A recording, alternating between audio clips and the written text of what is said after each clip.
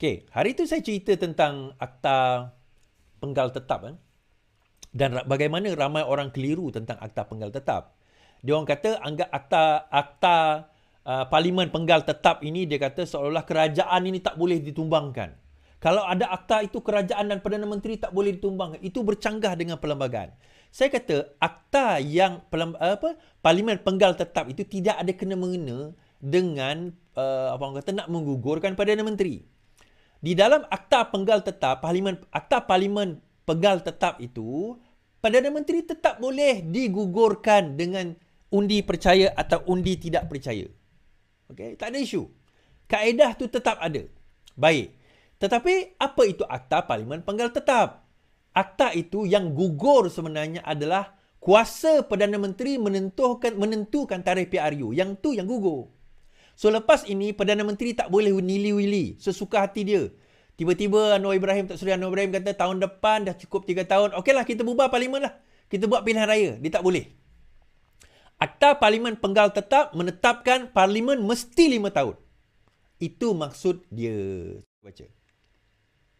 Akta parlimen penggal tetap gugur kuasa PM tentukan tarikh PRU. Yang di-Pertua Dewan Negara Wan Junaidi berpendapat akta parlimen penggal tetap sekiranya dikut kuasa akan menggugurkan kuasa Perdana Menteri menentukan pilihan raya.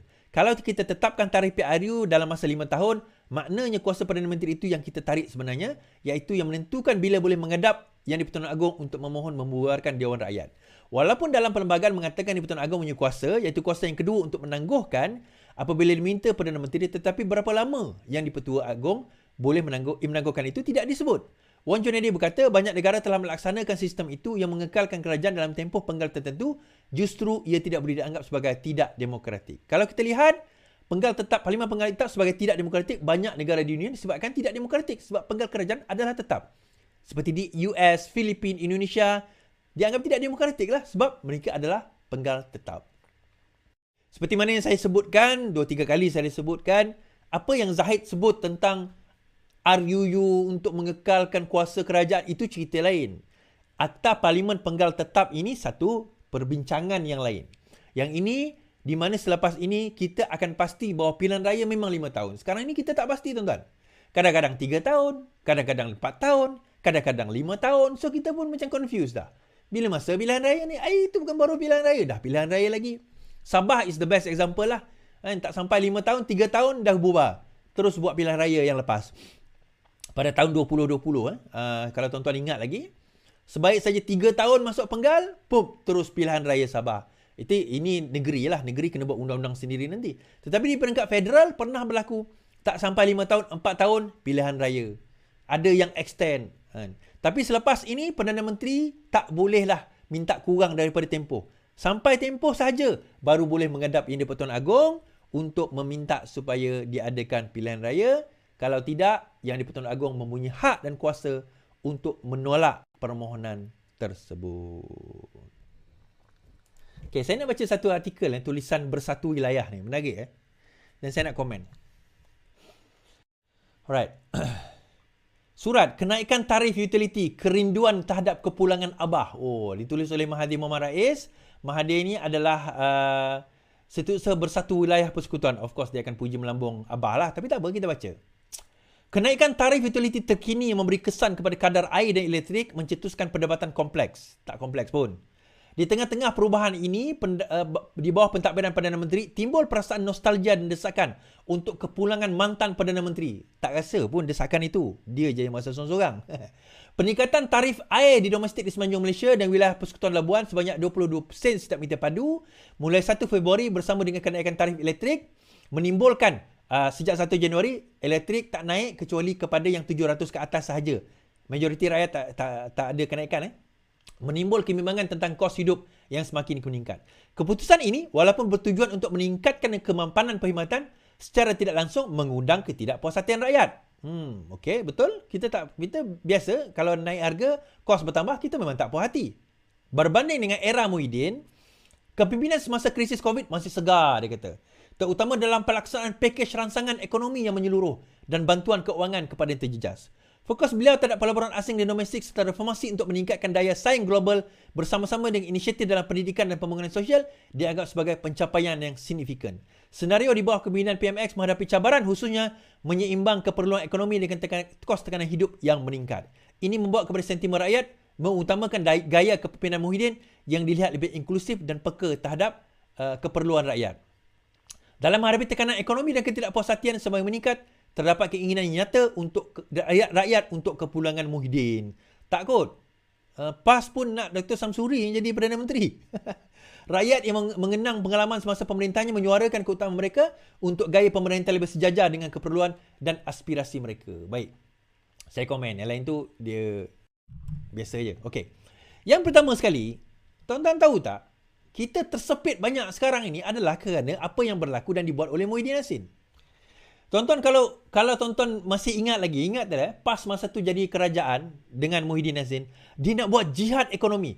Bila harga telur naik, harga ayam naik, harga beras naik, harga minyak naik, apa yang dia orang buat tuan-tuan?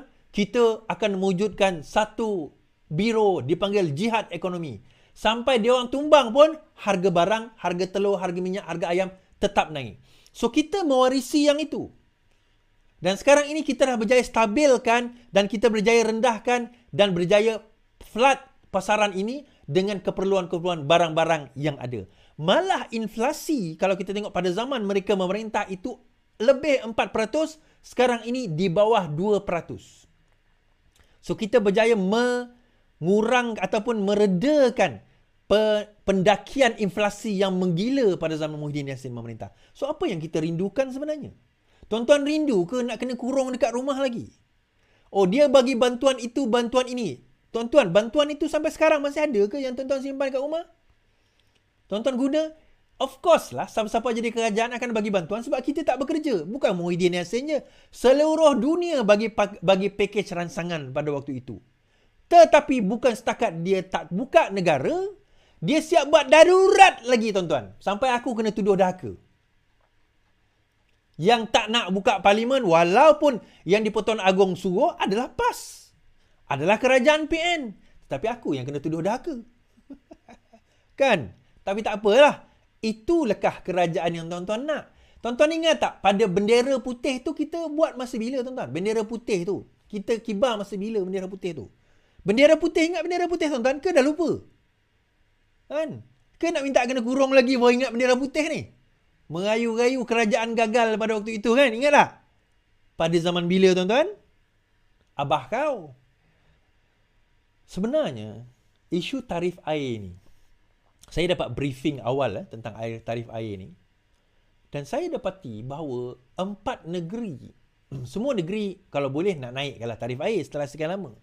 Tapi 4 negeri yang memang desak untuk naikkan tarif air sebenarnya adalah Kelantan, Terengganu, Kedah 3. Perlis tak ada. Kedah, Kelantan, Terengganu. Terutama Kedah dengan Terengganu. Kedah dengan Kelantan. Kerana apa? Kedah dan Kelantan menghadapi masalah air yang sangat kronik, tuan-tuan. Menghadapi masalah air yang sangat kronik. Saya bawa berita ini dan berita ini berlaku dan disebarkan pada tahun bila? Pada tahun 9 Disember 2020 pada saat dan ketika PAS jadi kerajaan. Sampai sekarang pun. Reserve air terawat di Kelantan, Kedah negatif. 6 negeri merekodkan kadar reserve margin terawat direndah di bawah 15%. Timbalan Menteri Am Sekitar Datuk Ahmad Masrizal ini masa ni berkata 6 negeri itu ialah Johor 11%, Sabah 8%, Perlis 7%, Selangor 1.5%. Manakala reserve air terawat di Kelantan serta Kedah pada tahap negatif. Ini tahun 2020. Now, tahun 2024, 23-24, Selangor, Johor, Sabah dan sebagainya, sekarang ini semua telah melebihi 30%. Kelantan dan Kedah, Kelantan better sikit, tetapi Kedah masih berada pada tahap negatif pada tahun 2023, tuan-tuan. Sedangkan pada masa itu, Sanusi sendiri dah berkata pada tahun 2020, masalah bekalan air Kedah dijangka selesai tahun 2023, kata beliau. Masalah gangguan bekalan air dijangka selesai menjelang 2023. Maka 4 pusat rawatan air telah dibuat, telah dibina. Sampai 2023, keempat-empat kawasan rawatan air tersebut dianggap sebagai projek sakit, kecuali satu kot. Lain semua projek sakit. Sehingga 2024 ini, Kedah adalah satu-satunya negeri reserve rawatan air dia adalah negatif.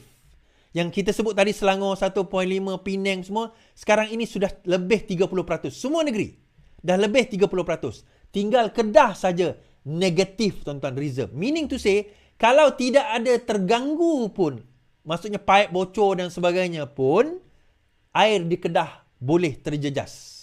Itu maksud dia. Kenapa? Antara sebab utamanya adalah apa orang kata, tidak, ialah projek dia nak buat untuk rawatan air dah terbengkalai, jadi projek sakit. Sebab apa? Sebab duit tak cukup.